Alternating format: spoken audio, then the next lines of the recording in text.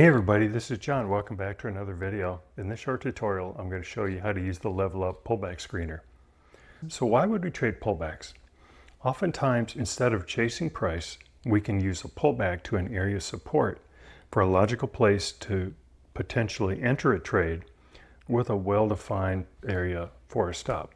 Before we jump into an example, you can see down here on the lower right, these are the moving averages that are currently shown on the chart. Each one of the green arrows represents a pullback to the 21 EMA. So let's take a look at this particular run up right here. Rather than chasing price, we wait for a pullback to this area of support right here, which is the 21. So a logical place we could enter a trade after this pullback would be this bar right here, when it breaks above the high of the bar that pulled back to the moving average. Our stop could be the low of this bar right here, or the low of the bar that actually pulled back. So let's take a look at how to scan for pullbacks using the pullback screener. You can see here I have a watch list with 899 symbols. We're going to go in and choose our pullback screener. Once we do that, let's head into the settings. There's 3 moving averages that can be defined for the daily time frame, 3 moving averages for the weekly time frame, and down here at the bottom we have some additional configuration options. This is the percent above a moving average to be considered a pullback, as well as the percent below. So for example, these are both defined at 1. So that means if the price pulls back within 1% above the moving average we're looking for, or 1% below, we consider that a valid pullback. The last option here is to require a lower low. And oftentimes this can be helpful to confirm that we actually have a pullback versus sideways price action or consolidation.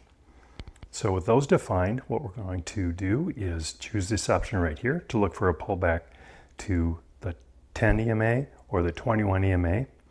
I prefer to set a closing range so we know that price didn't close at the bottom of the bar. Let's make that 70%. And to help reduce volatility, I will oftentimes set an ATR. So let's go ahead and set the range to 2 to 6%. We're going to hit the scan button. And once it comes back, we'll see we have 28 symbols out of the 899 that match that criteria.